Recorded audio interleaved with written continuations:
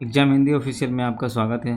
आइए हम अपनी जर्नी को बढ़ाते हैं और अपना जो टारगेट है 1000 क्वेश्चन का उसको हम लोग पूरा करने के लिए आगे बढ़ते हैं। तो 50% जो क्वेश्चन है हमने अभी तक समाप्त कर चुका है। आशा करता हूँ आपको बहुत अच्छा ही लगा होगा और नेक्स्ट हम कुछ जो नेक्स्ट वाली सीरीज रहेगी वो भी बहुत अच्छी होगी। तो अभी हम लोग क्या करेंगे, इसको हम 2-3 तरीके से यूज़ सकते हैं। या तो आप इसको टेस्ट सीरीज़ की तरफ ले लें या आप कुछ आंसर बाद में देखेंगे, या तो फिर आप इसको ऑनलाइनर की तरह ले सकते हैं। अगर आपको पहले से पता है तो एज ए रिवीजन की तरह ले सकते हैं, यानी कि तीनों तरह से आप इसको यूज़ कर सकते हो। साथ ही साथ यह जो है सभी एग्ज़ाम के लिए इम्पोर्टेंट है। एक ग्रुप डी से लेकर यूजीसी नेट तक के जो क्वेश्चन आप देखेंगे सब इसमें मिलेंगे आपको। तो हम आपको बहुत ही कम समय में ही आपको ये जो सेट जो है पूरा कराने वाले हैं और थोड़ा सा हम स्पीड बढ़ाएंगे अपनी। तो नेक्स्ट चलते हैं, 501 क्वेश्चन से स्टार्ट करते हैं। तो इसके साथ इसका जो डिस्कशन है ना, आप हमारी वेबसाइट पर डाउनलोड कर सकते हैं, जिसका लिंक जो हम आपको नीचे देंगे, जब डिस्क्रिप्शन बॉक्स होता है हमारा उसमें भी रहेगा और हम आपको बता देंगे। सेम नाम से हमारा वेबसाइट है, उसको आप सर्च करेंगे गूगल में तो आपको मिल जाएगा। तो आप उसको कहीं भी कभी भी मोबाइल में, लैपटॉप में, कंप्यूटर पर कहीं भी इसको आप देख सकते हैं। तो अभी हम चलते हैं 501 क्वेश्चन से स्टार्ट करते हैं। तो यह जो क्वेश्चन है, 15 अगस्त 1947 में निम्न में से कौन सी रियासत भारत में सम्मिलित नहीं हुई थी? तो हम लोग को पता होगा कि पहले सारी जो है, जब अंग्रेज़ बंटवारा करके गए थे पाकिस्तान और इंडिया का, तो उसके में सब स्टेट को बोला गया था कि आप या तो आप इंडिया में शामिल हुई, या तो आप पाकिस्तान में शामिल हुई, या तो आप स्वतंत्र भी रह सकते हैं। तो उनमें से जो नेहरू, हमारे जो पटेल साहब थे, सरदार वल्लभ भाई पटेल, उन्होंने हिंदुस्तान के एकीकरण में बहुत ही महत्वपूर्ण भूमिका निभाया था और पूरे भारत का उन्होंने एकीकरण किया था। तो उस समय यहाँ उसी के बेस पर यह क्वेश्चन है कि 15 अगस्त 1947 में निम्नलिखित में कौन सी रियासत भारत में सम्मिलित नहीं हुई थी? तो इसका आंसर देखिए क्या है। इसका आंसर डी है, सभी। यानी ना तो जूनागढ़ शामिल हुआ था, ना तो जम्मू कश्मीर था, और ना ही हैदराबाद था। सारे जो है ये जो तीनों है, ये तीनों अपना स्वतंत्र अस्तित्व रखना चाहते थे। तो फिर जो है सरदार पटेल ने इनको किसी तरह से सबकी अलग अलग पॉलिसी के अनुसार इसको मिलाया था। तो चलिए देखें आगे क्या है। नेक्स्ट क्वेश्चन चलते हैं। कलकत्ता में सर्वोच्च न्यायालय की स्थापना हुई थी। कलकत्ता में जो सर्वोच्च न्यायालय की स्थापना होती है वो 1773 के नॉर्थ रेगुलेटिंग एक्ट के द्वारा होता है। यह जो एक्ट था, कंपनी में भ्रष्टाचार और कुप्रशासन को दूर करने के लिए लाया गया था। इसको रेगुलेटिंग एक्ट बोला गया था। ठीक है।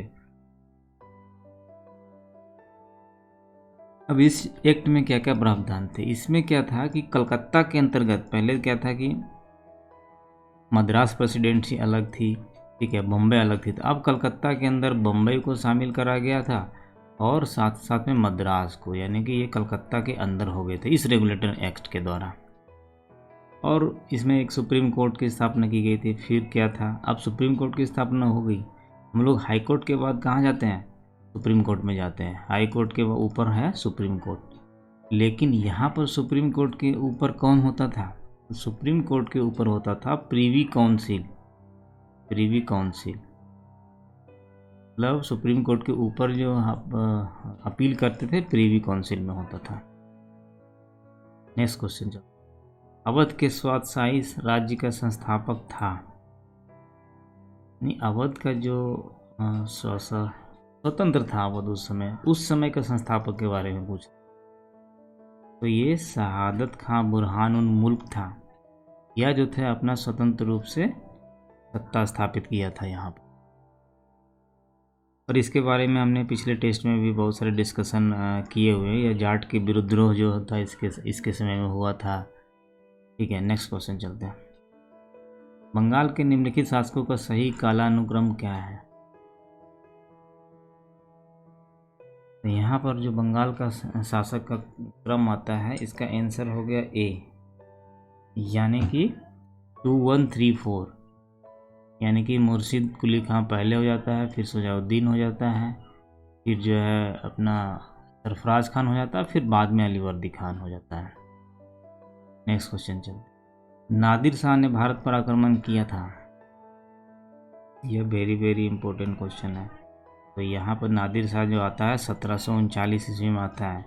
यह एक लुटेरा और हत्यारा की तरह आता है, यानी इनका जो उद्देश्य था ओनली लूटने के लिए था। ठीक है, नेक्स्ट क्वेश्चन चलते हैं। ईस्ट इंडिया कंपनी को किस मुगल सम्राट से दीवानी का अधिकार प्राप्त हुआ था? तो ईस्ट इंडिया कंपनी को यहाँ पर दीवानी का अधिकार जो हुआ था शाह आलम द्वितीय से हुआ था। नेक्स्ट, भारत में रेलों का प्रचलन शुरू हुआ था तो कब हुआ था? डलहौजी के समय में हुआ था। इसी को बोलते हैं रेलवे का जनक मार्ग। सबसे पहले 1853 ईस्वी में कहाँ से कहाँ तक चला था?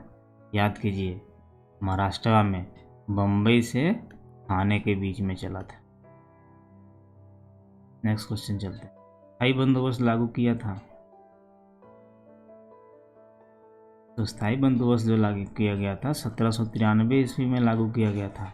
यह स्थायी बंदोबस्त था पूरे भारत का 19% भूमि पर किया गया था। यह वेरी इंपॉर्टेंट है, ये क्वेश्चन रिपीटेड है और आते रहता है। नेक्स्ट क्वेश्चन चलते हैं। रामकृष्ण मिशन की स्थापना किसने की थी? तो रामकृष्ण मिशन की स्थापना जो थी स्वामी विवेकानंद ने की थी। स्वामी विवेकानंद कब फेमस हुए थे? जब वो 1893 में शिकागो के धर्म सम्मेलन में वापस दिए तो उसमें उसके बाद वो बहुत फेमस। उन्होंने हिंदू धर्म को सभी धर्मों का एसेंस बताया था। ठीक है, फिर इसके अगेंस्ट में मतलब इनके बारे में सुभाष चंद्र बोस जी का एक कोट है। सुभाष चंद्र बोस जी ने कहा था कि जहाँ तक बंगाल का संबंध है, हम विवेकानंद को आधुनिक राष्ट्रीय आंदोलन का आध्यात्मिक पिता कह सकते हैं, यानी इनको आधुनिक भारत का आध्यात्मिक पिता कह सकते हैं। नेक्स्ट क्वेश्चन चलते हैं। भारत में सर्वप्रथम प्रकाशित होने वाला समाचार पत्र था? ये हमने पिछले टेस्ट में भी डिस्कशन किया था। तो यह जो था बंगाल गजट था, जिसको किसने शुरू किया था? जेम्स अगस्टस हिक्की ने किया था। ठीक है, 1780 ईस्वी में। नेक्स्ट क्वेश्चन चलते हैं। बंगाल की एशियाटिक सोसाइटी की स्थापना की थी? बंगाल की एशियाटिक सोसाइटी की स्थापना जो किया था सर विलियम जोन्स ने किया था। Next question. सत्यशोधक समाज की स्थापना की थी? ज्योतिबा फुले ने की थी। यह इन्होंने क्या किया था? 1873 ईस्वी में किया था। ये जो है उसमें महान समाज सुधारक थे। ठीक है, इनकी शिक्षा जो थी पूना में हुए थे। और यह ज्योतिबा फुले अन्य का बहुत सारे काम उन्होंने किया था, जैसे कि सामाजिक समानता के लिए संघर्ष किया, अछूत जाति के लिए समानता का संघर्ष किया, साथ साथ स्त्रियों की शिक्षा के तो प्रबल समर्थक थे। उन्होंने क्या किया था? 1848 ईस्वी में अपनी पत्नी सावित्री देवी के सहयोग से, ठीक है, सावित्री देवी के सहयोग से पूना में एक बालिका के लिए, ओनली बालिका के लिए और निम्न वर्ग के लिए विद्यालय स्थापित किया था। ठीक है, बाद में 1851 में भी उन्होंने हरिजन के लिए एक विद्यालय स्थापित किया। इन्होंने पूरा मतलब अपनी लाइफ को जो है ना शिक्षा में ही लगा दिया था। ठीक है, इन्होंने पुस्तक भी लिखी थी, जैसे कि उन्होंने गुलामगिरी लिखी। गुलामगिरी ये आते रहता है। गुलामगिरी की रचना किसने की थी? ज्योतिबा फुले ने की थी। फिर उन्होंने एक और संस्था भी किया, दीनबंधु सार्वजनिक सभा की भी स्थापना करते हैं ये। नेक्स्ट क्वेश्चन चलते हैं। विधवाओं के पुनर्विवाह के लिए निम्नलिखित में से किसने संघर्ष किया है? यह बहुत ही इम्पोर्टेंट क्वेश्चन है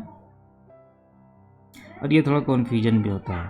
तो इसमें से ये ईश्वर चंद्र विद्यासागर जो है, कैसे जो है इन्होंने संघर्ष किया था, कैसे जो संघर्ष किया था यहाँ हम देखते हैं। यह बंगाल में एक्टिव थे। बंगाली जो है समाज सुधारक थे और यह जो थे वो संस्कृत के बहुत ही महान विद्वान थे। ठीक है, इन्होंने क्या किया? 1856 ईस्वी में विधवा पुनर्विवाह अधिनियम जो है उन्होंने पारित कराया था। इस साथ साथ सोम प्रकाश पत्रिका भी निकाला था। उन्होंने एक पत्रिका चलाया था सोम प्रकाश। और इनके बारे में एक और इम्पोर्टेंट चीज़ जान लीजिए, इन्होंने जो अपनी शादी जो थी विधवा से की थी। ठीक है, तो यह जैसे आपको ये ध्यान में आ जाएगा तो आपको इनमें से आंसर मिल जाएगा। नेक्स्ट, जेम्स अगस्टस हिस्की, यहाँ पे थोड़ा सा एक शॉर्टकट में नाम दिया था कि जेम्स हिक्की का संबंध था। तो जेम्स हिक्की जो थे वो पत्रकारिता के जनक माने जाते थे, क्योंकि उन्होंने जो भारत में सबसे प्रथम समाचार पत्र इन्होंने चलाया था, शुरू किया था बंगाल गजट से। इसको कलकत्ता गजट भी कहा जा सकता है, मतलब कहा जाता है ये, ठीक है। फिर द कलकत्ता जनरल एडवर्टाइजर भी कहा जाता है। ये तो थे अंग्रेजी थे, लेकिन ये तो इनकी जो विचारधारा बहुत स्पष्टवादी थी और निर्भीक थे। उन्होंने क्या किया था, अंग्रेजों को भी आलोचना करते थे। कोई न्यायाधीश है, कोई भ्रष्ट न्यायाधीश है, गवर्नर है, तो उसकी भी जो है आलोचना कर देते थे, उसको भी नहीं छोड़ते थे। तो साथ ही क्या किया, इनका जो प्रेस जो है जब्त कर लिया गया, फिर इनको यहाँ से हटा दिया गया, यहाँ से इंडिया से हटा दिया गया था। नेक्स्ट क्वेश्चन चलते हैं। मोपला विद्रोह के क्या कारण थे? मोपला विद्रोह जो कारण था मेनली आर्थिक था, क्योंकि जो थे ये किसान जो थे ना जमींदार के खिलाफ था, मतलब ये जमींदारों के विरुद्ध आंदोलन था किसानों के द्वारा, ठीक है। तो उस समय जो थे किसान जो थे वो मुस्लिम थे और जमींदार जो थे वहाँ के हिंदू थे, ठीक है। तो उस समय बहुत सारे जो आंदोलनकारी है वो खिलाफत आंदोलन के साथ में पैरेलल भी वो आंदोलन कर रहे थे, ठीक है। तो इसमें देखते हैं कि गांधी जी वगैरह जो भी उन्होंने साथ दिया था, फिर आंदोलन को किसी तरह से अंग्रेजों ने दबा दिया था। नेक्स्ट क्वेश्चन चलते हैं। 1857 के विद्रोह के समय बिहार में नेतृत्व किसने संभाला था? तो यह जो थे, यह तो एक ही बिहार के जब नाम की बात आती है तो सबसे पहले बाबू कुंवर सिंह का ही नाम हमेशा आता है, क्योंकि ये महान स्वतंत्रता संग्राम के सेनानी थे। 70 वर्ष की आयु थे तब भी वह जो है अंग्रेजों से लड़ रहे थे, ठीक है। इसके साथ साथ इतने हिम्मती थे कि जब लड़ते लड़ते इनका एक हाथ कट गया था, मान लीजिए 2 हाथ में एक हाथ कट गया था, तो उन्हें अपनी ये बाँह कट गया था हाथ, तो पूरा बाँह से काट करके अपना हाथ को उन्होंने गंगा नदी में प्रवाहित कर दिया था, उनको समर्पित कर दिया था। ये इतने महान थे, इतने हिम्मतबाज थे। नेक्स्ट क्वेश्चन चलते हैं। कूका विद्रोह कहाँ हुआ था? तो कूका विद्रोह जो हुआ था वो पंजाब में हुआ था। पंजाब में कौन थे वहाँ पर? तो वहाँ पर थे भगत जवाहर मल थे। भगत जवाहर मल थे जिन्होंने कूका विद्रोह किया था। कब हुआ था? तो 1840 ईस्वी में हुआ था। अब इनका उद्देश्य क्या था? उद्देश्य क्या था कि सिख धर्म में जो थे उस समय, जो हमेशा धर्म में जो थे कुरीतियाँ था, अंधविश्वास थे, बुराइयाँ थी, तो उसके अगेंस्ट में उन्होंने यह आंदोलन किया। फिर इनके एक शिष्य भी थे बालक सिंह, ये भी एक नाम आता है। एक तो जवाहर सिंह हो गया, फिर बालक सिंह हो गया, ठीक है। इन्होंने और क्या किया है, सामाजिक सुधारों पे बहुत ध्यान दिए, सामाजिक सुधार भी किया उन्होंने, जैसे जाति प्रथा, अंतरजातीय विवाह कराया उन्होंने, फिर मांस मदिरा नशीली वस्तुओं का सेवन नहीं करना, ये सब जो है उन्होंने चलाया था। फिर महिलाओं के द्वारा पर्दा प्रथा, मतलब पर्दा प्रथा के ये लोग अच्छा नहीं मानते थे, पर्दा को इन्होंने बंद करवाया था, ठीक है। इनका जो मेन उद्देश्य था कि सिख धर्म को बढ़िया से पुनर्स्थापित करना चाहिए। लेकिन फिर बाद में क्या हुआ, ये जो आंदोलन हो गया राजनीतिक रूप ले लिया। ये क्वेश्चन आता है कि कौन सा जो है धार्मिक आंदोलन शुरू होने के बाद में ये बाद में क्या हो गया, चेंज होकर राजनीतिक आंदोलन बदल लिया। जब राजनीतिक में आ गया तो फिर सरकार एक्टिव हो गई। जब सरकार एक्टिव हो गया तो अंग्रेज़ों ने क्या किया, फिर 1863 से लेकर 72 के बीच में इसको कुचल डाला। इनका एक नेता था राम सिंह को उन्होंने रंगून भेज दिया, जाओ भाई तुम रंगून, जहाँ पर 1885 में इनकी मृत्यु हो जाती थी, गए ये। तो इस तरह से नेक्स्ट क्वेश्चन चलते हैं। नील आंदोलन कहाँ हुआ था? नील आंदोलन भी बहुत फेमस है। छोटा क्वेश्चन लग रहा है, लेकिन इसका जो एक्सप्लेनेशन आपको हमेशा रिवीजन कराएगा और आपको रिमाइंड कराएगा और एक तरह से थोड़ा सा क्लियरिटी आएगा माइंड में। देखिए, यह बंगाल में हुआ था। तो यह क्या था? पहला जुझारू और संगठित आंदोलन इसी को बोला जाता है। यह कौन सा जिला में हुआ था? देखिए यहाँ तक तो हम लोग जानते हैं, लेकिन आप इसमें डीप जानेंगे तो ये नादिया ज़िला में हुआ था। नादिया ज़िले में गांव पूछेगा तो गोविंदपुर, क्योंकि अभी जो है अब सेटर को पता चल गया है कि अब सब ये सब याद करके रट के रख गए हैं, तो अब ये सब छोटा छोटा चीज़ में क्वेश्चन देना शुरू कर दिया है अभी आप क्वेश्चन देख लीजिए, छोटे छोटे जगह पे क्वेश्चन आना शुरू हो गया है। इसका नेता कौन था? दिगंबर विश्वास और विष्णु विश्वास। दिगंबर और विष्णु थे, ठीक है। और इसमें एक चीज़ और बहुत वेरी वेरी इंपॉर्टेंट क्वेश्चन है कि इसमें जो हरीशचंद्र मुखर्जी हैं उन्होंने इनके ऊपर जो है लेख लिखा था। हरीशचंद्र कौन थे? हिंदू पैट्रियाट के संपादक थे, हिंदू पैट्रियाट। नेक्स्ट क्वेश्चन चलते हैं। निम्नलिखित में से कौन सा विद्रोह सिंधु और कांधू से संबंधित है? ये संथाल विद्रोह था। अब देखिएगा अपने स्कोर 25 में कितना होता है। अगर 25 में आप 20 से ऊपर हैं तो आप समझ लीजिए कि आप सही दिशा में आपकी तैयारी चल रही है। ये हमने पिछले बार भी डिस्कस किया था कि ये भागलपुर में हुआ था, और राजमहल का जो एरिया था, राजमहल उसको बोलते हैं, राजमहल का जो एरिया है छोटा नागपुर पहाड़ी की तरफ, तो राजमहल का जो एरिया है वहीं पर ये हुआ था। और उसका एक पूछ देता है कि सबसे तात्कालिक कारण क्या था संथाल विद्रोह। तो सबसे तत्कालीन जो था दरोगा जो थे महेश लाल, दरोगा महेश लाल को उन्होंने हत्या कर दी थी। जब महेश लाल की हत्या की तब अंग्रेज लोग एक्टिव हो गए। फिर तो बहुत ही भीषण जो है, मान लीजिए खतरनाक टाइप का विद्रोहियों का दमन किया गया था।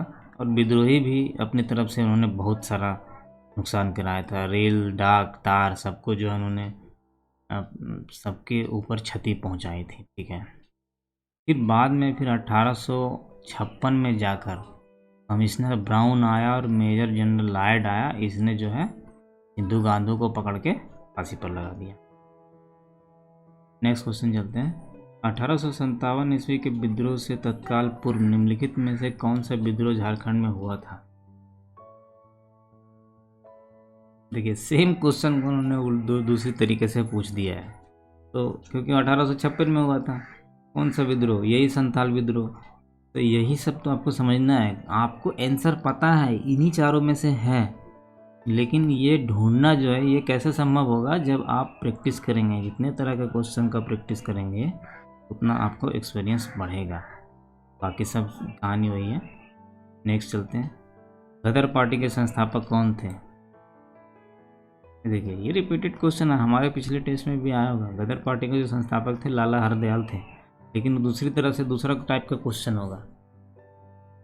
तो उस समय क्या था, 1907 ईस्वी में तारकनाथ दास ने जो है सर्कुलर आज़ादी तथा फ्री हिंदुस्तान, ये बहुत ही इम्पोर्टेंट है, आप जरूर इसको ध्यान दीजिएगा कि फ्री हिंदुस्तान का क्वेश्चन बार बार आता है कि तारकनाथ दास ने लिखा था, पत्रिका चलाई थी तारकनाथ दास ने, ठीक है। फिर कैलिफोर्निया में यही तारकनाथ दास जो है स्वतंत्रता लीग का गठन करते हैं।